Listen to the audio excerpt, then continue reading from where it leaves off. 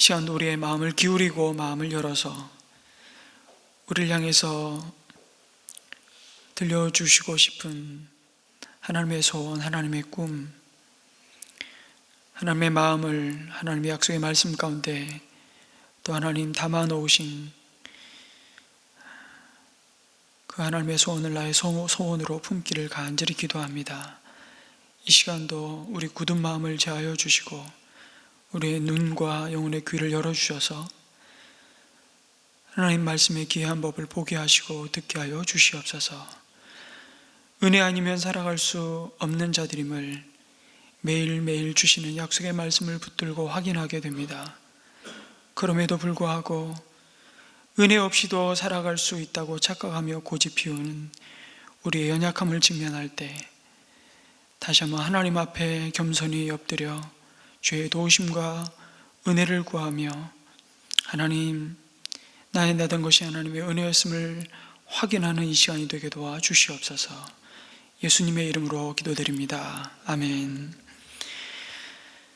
창세기 37장에서 아브라함을 갈대아 우르에서 부르시고 시작된 그 하나님의 언약, 그 언약의 내용이 무엇이었죠? 내가 너로 큰 민족을 이루고 너의 후손을 통해 모든 민족이 복을 받게 하겠다.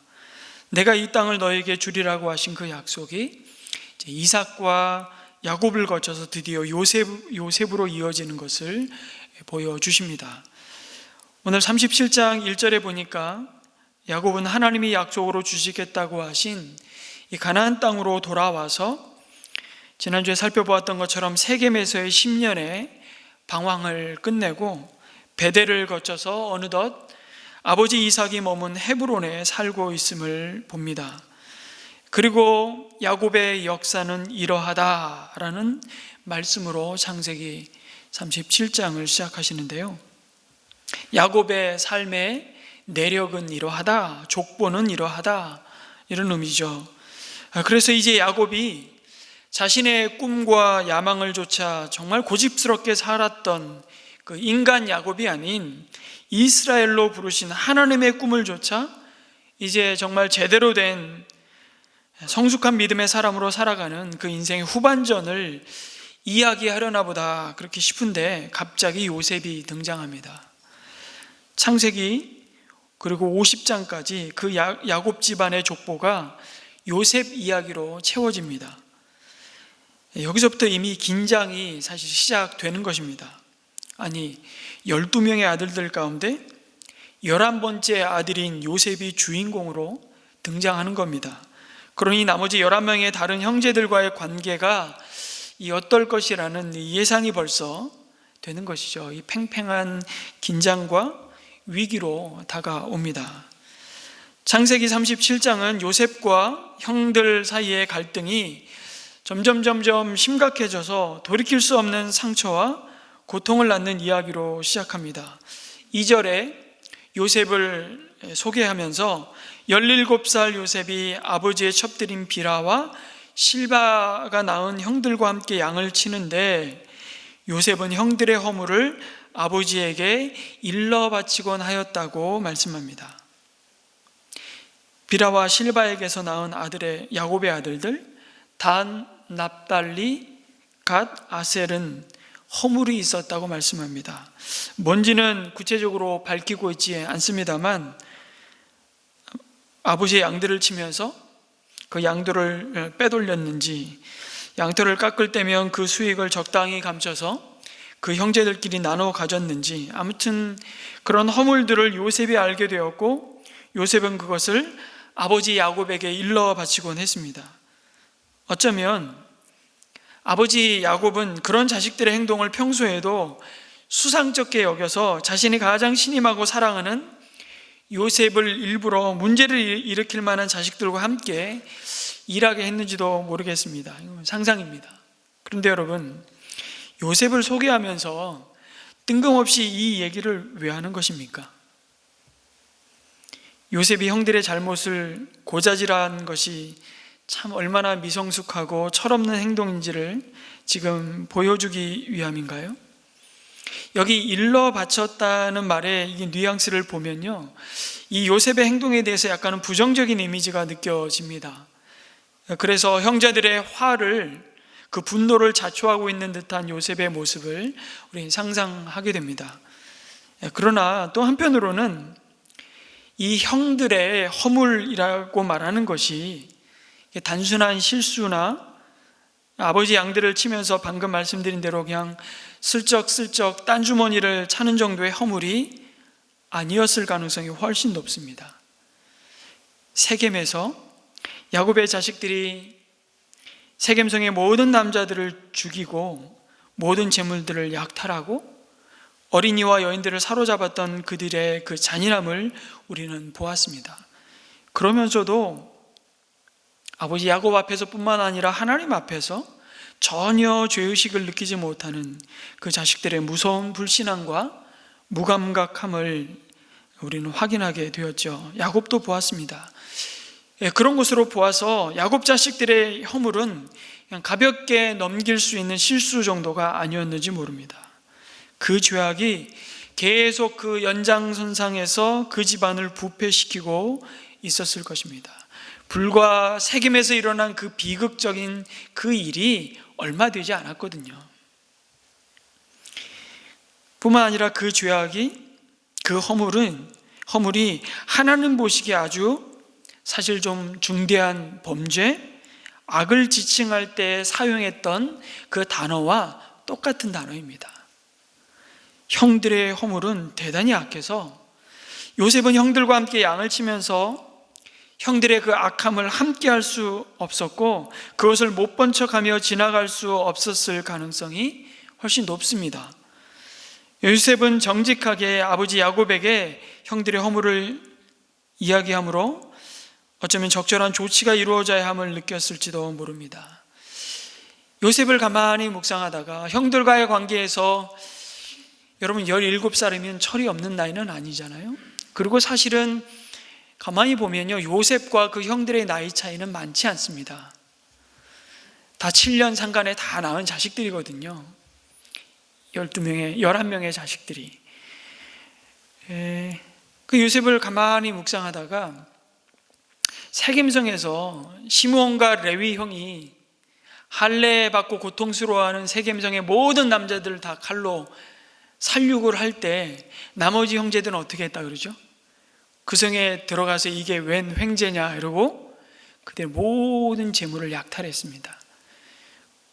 그때 요셉이 동일하게 세겜성에 들어가서 그 재물들을 요셉도 약탈했을까요? 그냥 상상입니다. 저는 안 했을 것이라고 생각이 자꾸 드는 거예요. 천국 가서 물어보고 싶어요. 요셉 할아버지 그때 당신도 그 세겜성에 들어가서 다 약탈했는지. 안 그랬을 것 같아요. 요셉의 그 이후에 이어지는 요셉의 성정을 볼 때 요셉은 굉장히 정직한 사람이었습니다. 그래서 여러분, 형들의 허물을 일러바친 이 요셉의 행동은 비난받을 일이 아니었다는 그 사실을 말해주기 위해서, 그래서 요셉은 정말 정직한 아들이었음을 보여주기 위해서 이런 말씀을 하고 있는 것일까요? 그것은 핵심이 아닙니다. 오늘 말씀은 요셉의 그러한 행동에 대한 어떠한 윤리적인 도덕적인 판단도 내리고 있지 않습니다. 그럼 중요한 것이 뭡니까? 핵심은 요셉과 그의 모든 형제들 사이에 미움과 시기로 인한 심각한 갈등이 지금 벌어졌고, 그것은 야곱의 집안에 하나님의 약속이 이루어지는데 아주 심각한 위기가 또 다시 찾아왔다는 것을 보여주는 것입니다. 그냥 액면 그대로.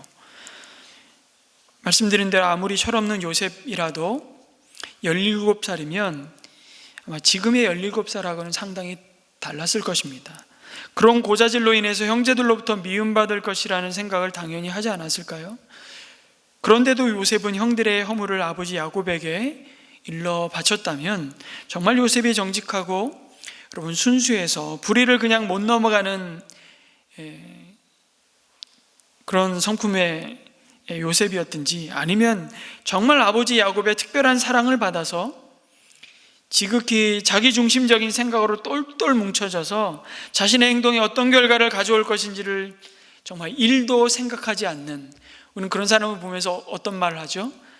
밥맛인 사람들 이렇게 표현하죠. 밥만 없는 자였든지. 여러분, 둘 중에 요셉이 어떤 사람이었을 것 같습니까? 요셉을 창세기 37장 1절에서 11절에 소개하면서 요셉을 묵상할 때 요셉을 어떤 관점으로 바라보느냐에 따라서 굉장히 다른 해석들이 사실은 이루어지고 있습니다. 이것도 역시 반으로 갈려요.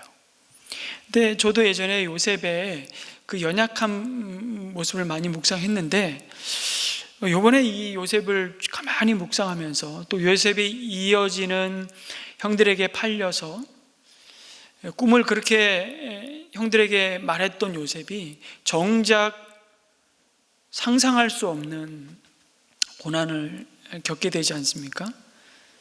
형들의 손에 의해서 노예로 팔려가는. 그런데 그 자리에서 아무런 말을 하지 않습니다. 그리고 보디발의 집에 또 집사로, 사실 마리 집사지 노예로, 또 노예의 자리에서 감옥의 자리로, 죄인의 자리로 추락해 가지만 요셉은 그 모든 상황 속에서 하나님이 함께 하시는 그 형통을 누렸다고 창세기 39장에 증언하고 있습니다. 그런 요셉의 삶의 모습들을 이렇게 추적해 가다 보면 요셉에 대한 좀 우리의 선입견이 좀 많이 바뀌는 것을 또 보게 됩니다. 어쨌든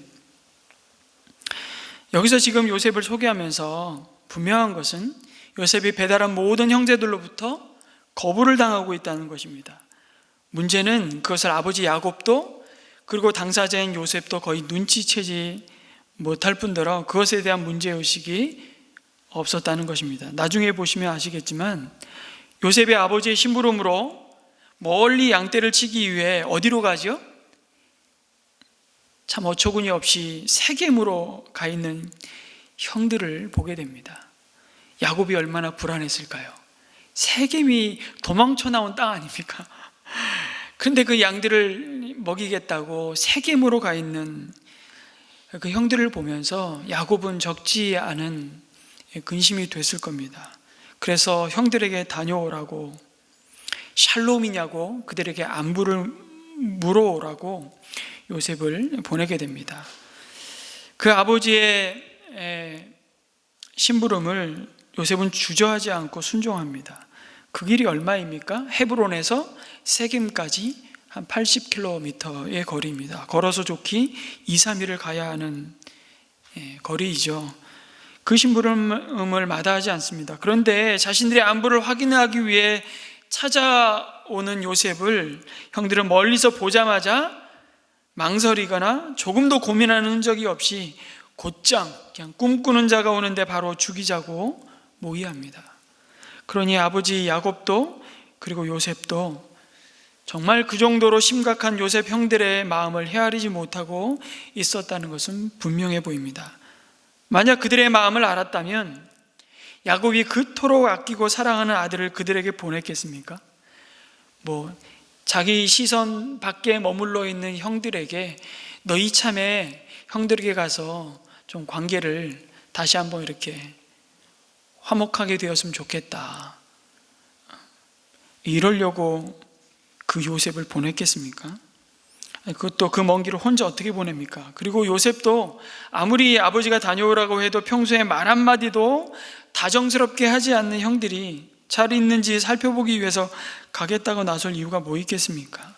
야곱도 요셉도 정말 형들의 마음에 씻을 수 없는 깊은 상처와 미움과 시기가 요셉을 죽일 만큼 자리 잡고 있는지를 전혀 모르고 있는 겁니다. 좋게 말하면 참 성격 좋다고 말할 수 있을지 모르지만 부정적으로 보면 다른 사람이 어떻게 느끼든 다른 사람이 어떤 아픔과 고통을 겪었을까 그런 생각을 해본 적이 없는 겁니다. 이것이 야곱과 그의 편애를 받는 요셉이 가진 허물이라고 하면 허물일 것입니다. 여러분, 요셉을 제외한 레아와 첩에게서 낳은 아들들은 이미 오랜 세월 야곱의 그 편애로 말미암아서 깊은 상처와 고통을 마음에 담고 살아왔습니다. 이미 가나안 땅에 도착해서 여러분 야복 강가에서 큰아버지 에서를 대면하는 자리에서 자식들은 자신들이 아버지 야곱에게 어떤 취급을 받았는지를 경험했습니다. 철저하게 차별당한 상처로 경험하는 것입니다. 여러분, 야곱이 에서 앞에 자식들을 나아가게 할 때 제일 앞에 누구를 세웁니까? 제일 앞자리 두 여종과 그들에게서 난 아들들을 가장 앞에 세웁니다. 그리고 레아와 그에게서 난 아이들은 그 뒤에, 그리고 마지막에 세운 사람들이 누굽니까?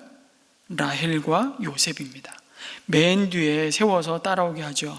만약 죽는다면 누가 먼저 죽어야 할지, 그리고 여차해서 도망가야 할 상황이 되면 누구를 마지막까지 살려야 할지를 보여준 것입니다.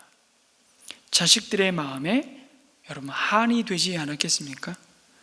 자식들은 아버지 야곱에게 평생을 위로받지 못했습니다. 아버지, 그때 정말 왜 그러셨습니까? 자식들이 그 아버지 야곱에게 그렇게 말해도 할 말 없는 세월이 쌓이고 또 쌓였습니다. 야곱은 그 대가를 자식들이 아버지 야곱을 속이는 그 모든 방식으로 부메랑이 되어서 다 경험하게 되죠. 그런데 요셉은 그런 아픔과 상처를 생각지도 못하는 것입니다. 자신의 그 존재 자체가 다른 형제들에게는 상대적으로 차별의 이유가 되었다는 것을 요셉은 죽었다 깨어나도 모르는 것입니다. 그런데 여기에 아버지 야곱은 요셉에게 화려한 옷을 지어 입힙니다. 형제들과는 다른 옷을 입히는 것입니다. 아니, 옷 하나 뭐 형제들하고 다른 옷을 입혔다고 그게 뭐 그렇게 문제가 될 것이냐라고 보기에는 이 옷은 옛날에 개역개정엔 채색 옷이라고 번역을 했는데요, 옷 색깔이 아주 다양한 화려한 색깔이었기 때문에 문제가 아니라 그 당시의 옷은 자신의 신분을 나타내는 것이었고, 이 옷은 옷감과 그 옷이 갖고 있는 사실은 길이가 중요했습니다. 손등까지 오고 발목까지 길게 늘어뜨려진 옷인 것으로 보입니다. 그런 옷을 입을 수 있는 사람은 두 사람밖에 없습니다. 그 집안의 가장 어른인 아버지와 그 아버지의 모든 장자권을 이어받을 장자 외에는 입지 못하는 옷이죠. 그럼 무슨 의미입니까?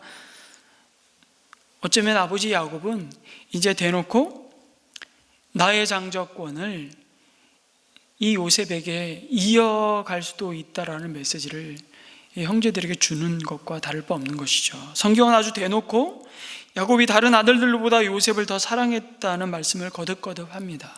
야곱의 편애가 아주 노골적이었습니다. 그러면 그럴수록 야곱의 다른 아들들은 요셉을 더욱더 미워하였다. 야곱의 편애와 형제들의 요셉을 향한 미움이 계속 평행선을 달리는 것입니다. 그러면서 계속 에스컬레이트 되죠. 막 상승작용을 일으키고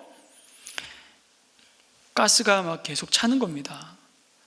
분출될 곳을 찾지 못한 채로 그러다가 이제 폭발을 하는 것이죠. 결국 야곱의 편애는 형제와 가족을 파괴시키는 도화선이 되고 맙니다. 참 아이러니하지 않습니까? 야곱 자신이 그의 아버지 이삭의 편애로부터 상처받은 자였습니다. 에서가 사냥한 고기를 즐거워했던 이삭은 장자인 에서를 야곱보다 더 사랑했습니다. 그것을 늘 곁에서 보았던 야곱은 결국 형과 아버지를 속이지 않습니까? 그 일로 야곱의 인생은 험악한 삶을 시작했습니다. 그러니까 돌이켜보면 야곱은 아버지 이삭도 형 에서도 인정하지 않고 받아들이지 않았던 하나님의 약속을, 그 약속이 뭡니까? 큰 자가 작은 자를 섬길 것이다. 그 약속을 인간적인 방법으로 이루기 위해서 몸부림을 치다가 정말 긴 연단의 시간을 지나왔습니다. 자그마치 30년의 세월. 그런데 야곱 자신도 그 편애를 통해서 다시 자식들의 모든 관계를 찢어놓고 희생자를 만들고 있습니다. 고통받은 자가 다시 그 고통을 주고 있는 장면을 보는 것입니다. 여기서 우리가 확인하게 되는 메시지가 뭡니까? 인간이 인간에게 물려줄 수 있는 것이 결코 소망이 되지 못한다는 것입니다. 그것이 하나님의 은혜 아래에 붙들리지 않는 한 끊임없이 인간은 자신이 토해 놓은 것을 도로 주워 먹는 그 인생의 굴레를 벗어날 수 없다는 것입니다. 그것이 야곱의 삶이었습니다. 요셉이 아버지에게서 받은 그 영향은 그 편애라는 지독히 고장난 오염된 사랑이었죠. 그 오염된 자식 사랑으로 말미암아서 때로는 자신의 의사와 전혀 상관없이 형들로부터 요셉은 시기와 늘 왕따를 당하는 것이었습니다. 그런 야곱의 그늘이 요셉에게 남긴 것은 또 다른, 사실은 지울 수 없는, 아니 씻을 수 없는 상처였습니다. 그래서 요셉은 나중에 그 기억을 지울 수 없어요. 형들에게 버림받고 배신당하고 사실 죽임을 당한 그 사건, 그러니까 그게 너무 한이 되었으니까 요셉은 애굽에서 낳은 그 자식의 이름을 에브라임과 므낫세라고 짓습니다. 그 이름에 사실은 요셉의 한이 다 담겨 있어요. 그걸 잊어버린 게 아니에요. 용서했지만 그 기억이 지워지는 게 아니에요. 그것을 하나님의 위로로 새롭게 그의 은혜 안에서 해석하고 있을 뿐이지 그것을 잊을 수는 없는 것입니다. 이것이 어디서부터 시작됐다고요? 그 야곱의 그 고장난 사랑, 그 편애 때문에 야곱은 누구와도 바꿀 수 없는 자식 요셉을 사랑했지만 자기의 방식대로 한 그 사랑이 결국 요셉을 극단적인 위기로 몰아버렸습니다.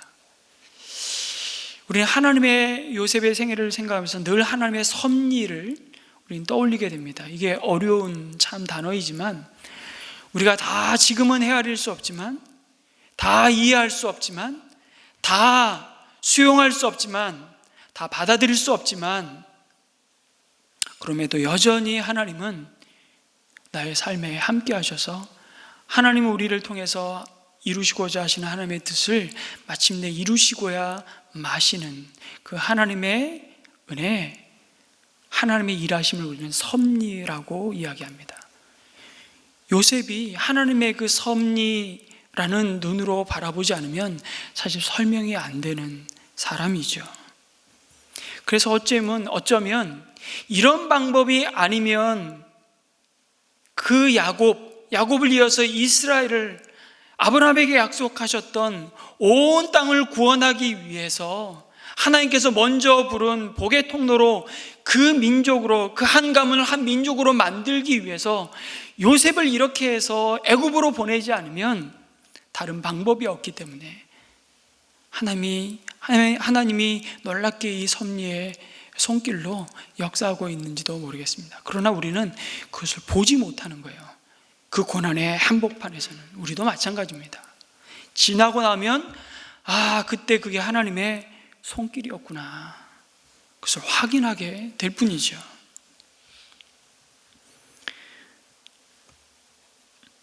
인간의 불완전한 그 사랑이 그래서 낳은 비극을 통해 하나님은 다시 야곱과 이 믿음의 사람들에게 정말 영원하고도 흠없는 완전한 사랑이신 하나님 앞에 엎드리게 하십니다. 여러분, 하나님도 우리를 편애하셨습니다. 아니, 편애하십니다. 그 하나님의 일방적인 사랑을 비유로 누가복음 15장에 세 가지 비유로 하나님의 편애를 이렇게 드러내십니다. 그 편애를 극명하게 보여주시는 세 가지 비유. 99마리의 우리의 양이 있는데 하나님은 한 마리의 잃어버린 양을 찾으시겠다고 99마리의 양을 두시고 광야로 나아가시는 그 편애를 보여주십니다.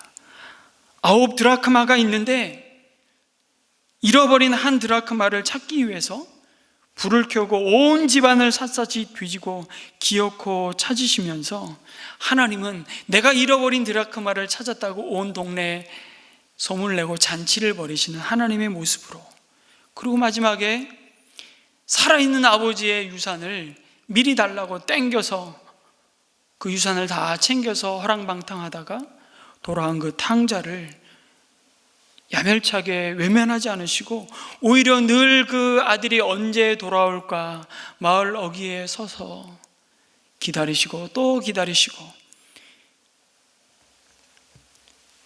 누가 봐도 그 둘째 아들이라고 상상할 수 없는 몰골로 나타났지만 하나님은 가장 먼저 그 아들을 알아보고 달려가서 안으시며 송아지를 잡고 옷을 입히며 잔치를 열어주시는 그 편애하시는 하나님의 모습을 바라보게 되는 것이죠.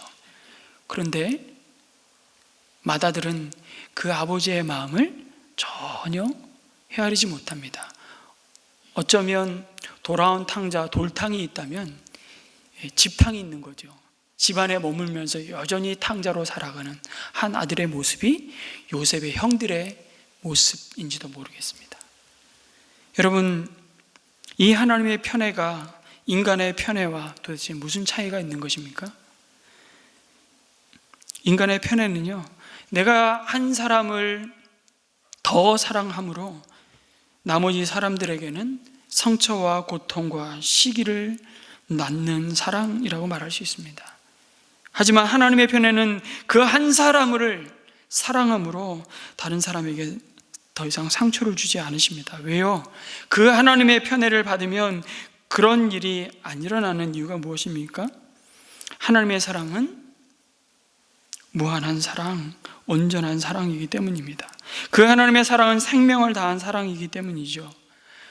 그래서 그 사랑을 받으면 채워지지 않는 것이 채워지고 씻을 수 없는, 아니 씻겨질 수 없는 그 상처가 씻겨지고 아물지 못하는 그 상처가 아물어버리는 놀라운 일이 일어나는 것입니다. 그것이 은혜죠. 그 무한한 사랑, 그 깊은 사랑, 그 다음 없는 은혜가 바로 십자가의 사랑입니다. 여러분, 요셉과 형들의 깊은 갈등이 요셉이 꾼 꿈을 통해서 걷잡을 수 없이 커지는데, 사실은 그 꿈을 통해 하나님은 요셉과 야곱의 모든 가족들이 하나님의 놀라운 구원의 사랑을 말씀하고 계시다는 것을 비로소 보게 되는 것입니다. 나중에 그것을 확인하게 되죠. 요셉이 꿈을 꾸는데, 여러분, 내가 이런 꿈을 꾸고 싶다고 해서 꾸는 게 아니죠. 꿈은 그냥 꾸어지는 것입니다. 그런데 그 꿈이 나의 욕망이 자극이 되어서 꿈으로 드러난 투영이 된 개꿈일 수도 있고요, 정말 하나님의 계시로 말씀하시는 하나님의 비전일 수도 있습니다. 그런데 특별히 구약의 시대에 아직 하나님의 뜻이 기록된 말씀으로 전해지지 않았던 그 족장의 시대에 믿음의 사람들에게 하나님은 꿈으로 말씀하셨습니다. 그런데 요셉의 꿈은 그것을 꾸고 그냥 묻어둘 수 있을 만큼 그냥 요셉 개인에게 은밀하게 말씀하시는 꿈이 아니었다는 것입니다. 그것이 문제였습니다. 그것은 요셉과 함께 사는 아버지 야곱을 비롯해서 모든 형제들을 향한 하나님의 메시지이기도 했기 때문입니다. 어쩌면 요셉은 꿈을 통해 말씀하시는 그 하나님의 뜻을 전달하고 있는 전달자로서의 역할을 충실하게 감당하고 있는지도 모릅니다. 꿈의 내용이 뭡니까? 밭에서 단을 묶고 있는데 갑자기 요셉의 단이 벌떡 일어나더니 그 단을 형들의 단이 둘러서고 절을 하는 장면이었습니다. 5절에 보니까 그 일이 있은 뒤에 형들은 더욱더 요셉을 미워하였다고 말씀합니다. 무슨 얘기입니까? 형들도 그 꿈의 의미가 무엇인지를 다 알았다는 것입니다. 그 꿈을 해석하기 위해서 형제들이 다 모여서 난상 토론을 벌일 필요도 없습니다. 꿈이 담고 있는 한 가지 내용이, 적어도 한 가지 내용은 너무 분명해서 굳이 설명할 필요도 없었습니다. 재밌는 것은 형들이 자신들의 입을 통해 요셉이 말한 꿈을 바로 해석하고 있다는 겁니다. 내가 우리의 왕이라도 될성 싶으냐? 정말로 내가 우리를 다스릴 참이냐? 딱 봐도 요셉이 지금 무슨 의도로 이 꿈 얘기를 형들에게 하는지를 다 아는 겁니다. 그래서 더욱 괘씸하고 미울 수밖에 없는 요셉이 되는 것이죠. 형들 입장에서는 꿈을 빙자해서 지금 자기가 아버지 야곱의 사랑을 독차지하더니만 드디어 저게 미쳤네, 그렇게 생각하는 것입니다. 이제 아주 대놓고 내가 이 집안의 장자라는 소리를 하고 있는 겁니다.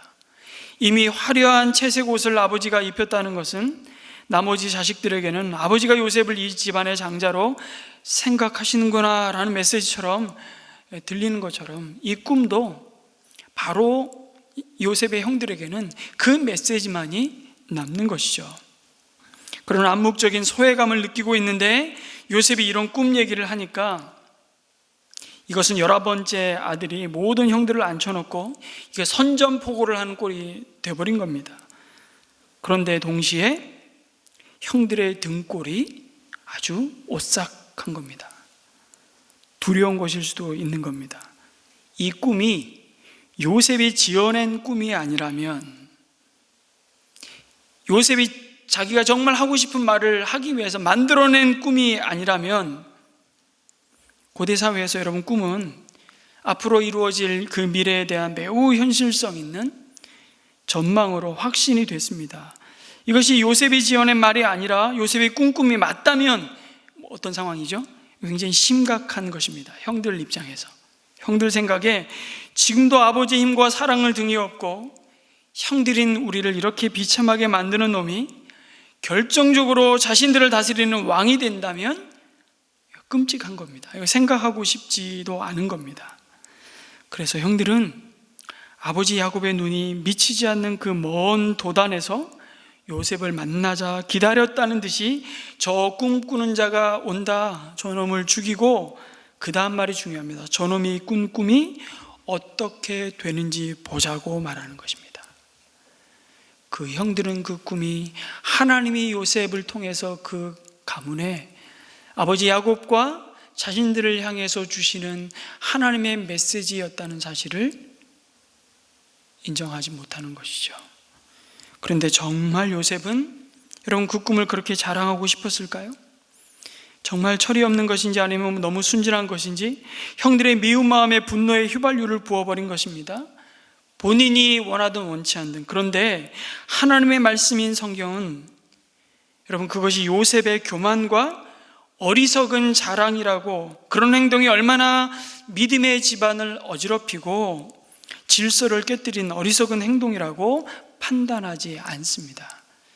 제가 이번에 이 말씀을 묵상하면서 우리가 내가 이미 요셉은 이런 사람이야 라고 생각하는 것을 상상하고 맞추기 위해서 요셉을 굉장히 부정적인 인생, 이런 요셉도 하나님은 하나님의 언약을 이루어가기 위해서 하나님의 신실한 복의 통로로, 도구로 부르시고 사용하시는구나, 이게 은혜구나, 전 여태까지 그렇게 계속 묵상했거든요.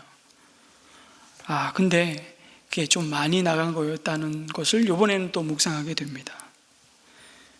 여러분, 하나님이 말씀하시는 데까지만 우리는 가보자는 것입니다.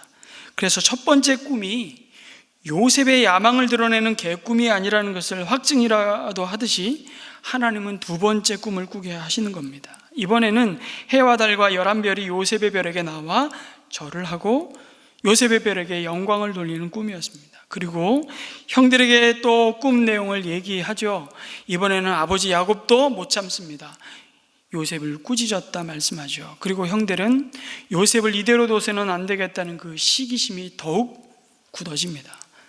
그러나 11절에 아주 묘한 말씀을 남깁니다. 아버지는 요셉의 그 꿈 얘기를 마음에 두었다고 말씀합니다. 야곱은 아는 겁니다. 요셉의 꿈이 자신이 하고 싶은 말을 지어내서 하는 말이 아니라는 것을, 그리고 자신이 이미 오랜 세월의 풍상을 겪으면서 여기까지 오는 동안 정말 고비고비마다 하나님이 꿈으로 말씀하셨고, 그리고 하나님의 사자들을 직접 보내셔서 저항할 수 없는 방식으로 일하시고 말씀하시지 않았습니까? 그리고 그 모든 일은 말씀하신 대로 이루어졌음을 지금 야곱이 그의 삶으로 대면하고 있는 겁니다. 그리고 요셉의 꿈은 처음부터 요셉의 꿈이 아니라 하나님의 꿈이었음을 성경은 이후에 하나하나 증거해 가십니다. 여러분, 요셉의 꿈은 궁극적으로 하나님이 이스라엘 백성을 어떻게 구원하실지 그 계획을 미리 보여주시는 꿈이라는 사실을 알 수 있습니다. 요셉의 형들은요, 자식의 곡식단들이 요셉의 곡식단을 둘러싸고 절한다는 말에 그냥 꽂혀서 절하는 그 장면에 그냥 마음이 다 사로잡혀서 그 마음의 분노와 시기로 가득 차올랐습니다. 7절에 그런데 그들이 보지 못한 내용이 나타나는 것이죠. 우리가 밭에서 뭘 묶어요? 곡식단을 묶고 있었다는 그 꿈 내용은 사실 가만히 보면 그들의 상황에 전혀 어울리지 않는 장면입니다. 그들은 목축을 하는 자들입니다. 유목민이잖아요. 밭에서 추수행위를 하지 않습니다. 그럼에도 야곱의 아들들이 밭에서 곡식을 거두고 있었다는 이 꿈의 내용을 그들은 전혀 주목하지 않습니다. 그들의 양식과 관련해서 하나님의 특별한 계획이 있다는 뜻이었습니다. 우리는 압니다. 이 말씀을 성령의 감동하심을 따라 기록한 성경의 저자를 통해서 우리는 봅니다. 그들이 땅의 소산으로 인해 큰 어려움을 겪을 것이고 하나님은 요셉을 통해 그 대기근으로 인한 고통에서 그들을 구원해 주실 것을 이 꿈을 통해서 이미 말씀하고 계시다는 것을.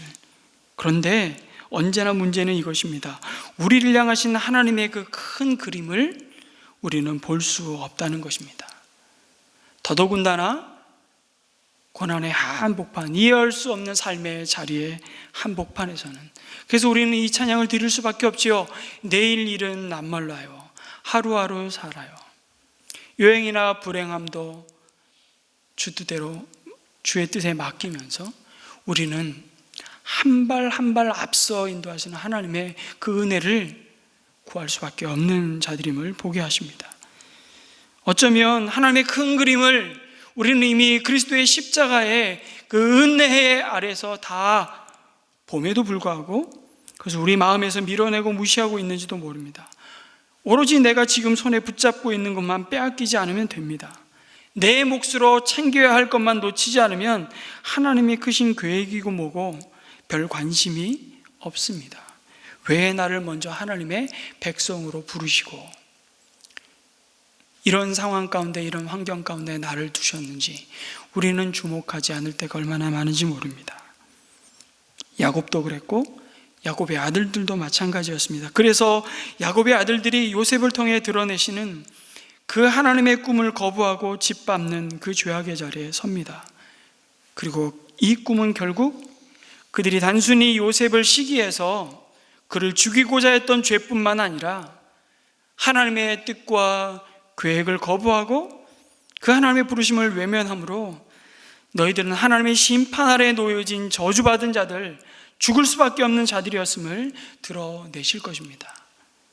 그러나 동시에 여러분, 그 저주가 변하여 복이 되게 하시는 놀라운 하나님의 은혜와 섭리를 확인하는 꿈이었다는 것을 그들이 곧 알게 되는 것입니다.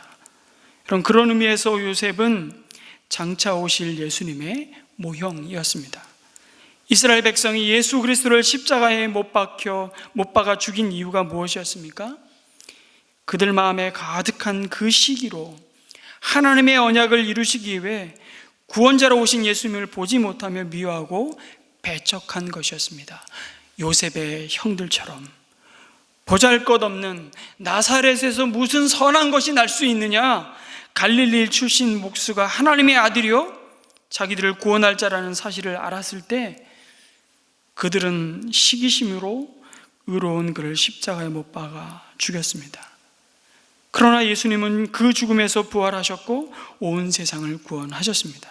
여러분, 이 요셉의 삶은 그 구원의 이야기를 앞서 다 보여주고 계시는 것이죠.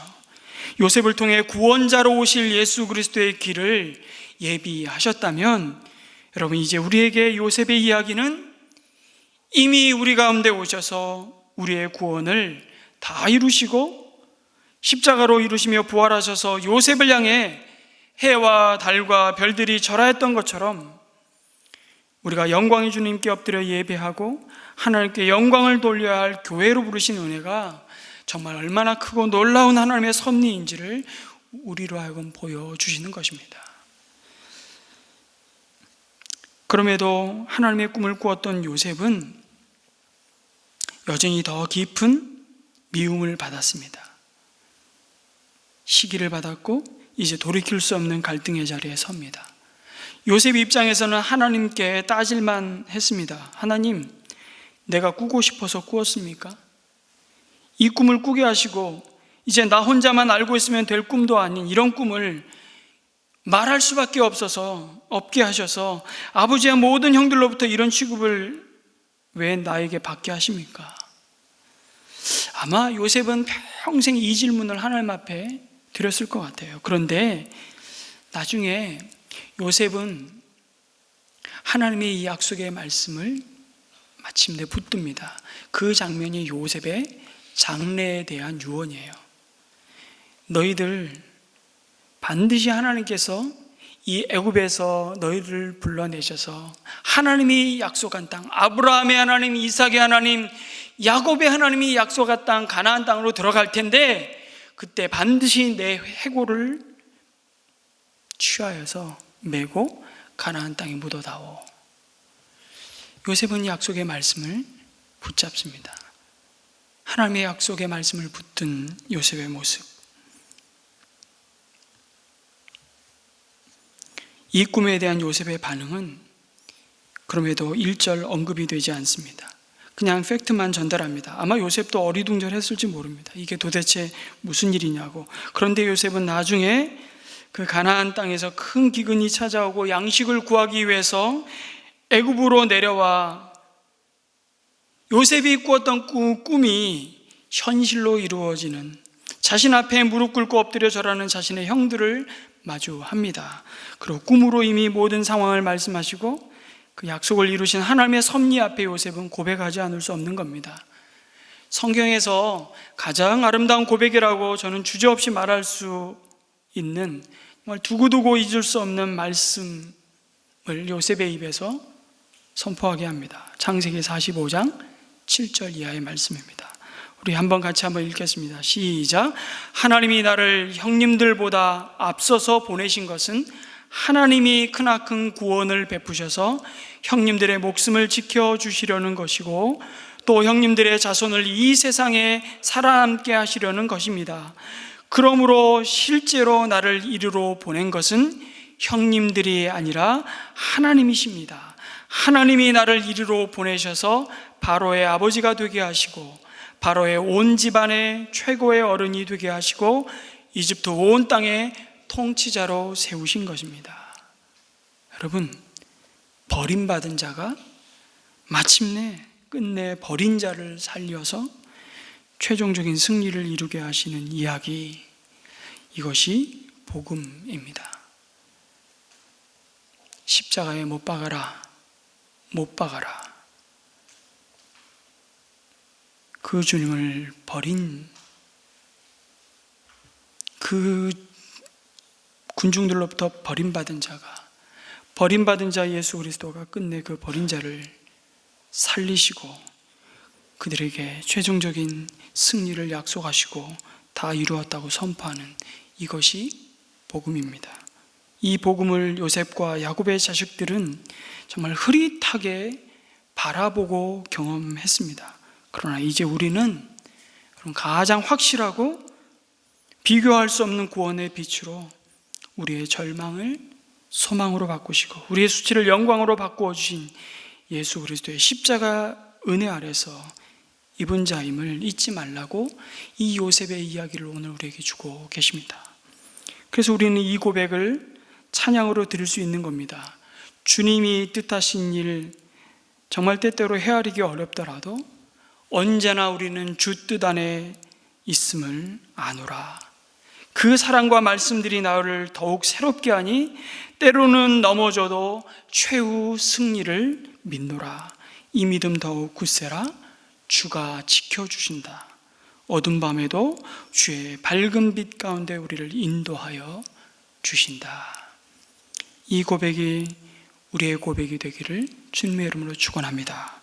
사랑하는 성도 여러분, 하나님이 품게 하시는 이 약속을 붙잡고 어떤 형편과 상황 속에서도 설령 그 자리가 여전히 이해할 수 없는 고난과 절망의 자리일지라도 하나님은 하나님의 뜻을 이루시고 저와 여러분의 삶을 지금도 변함없이 붙들고 계심을 믿으시기 바랍니다. 아멘.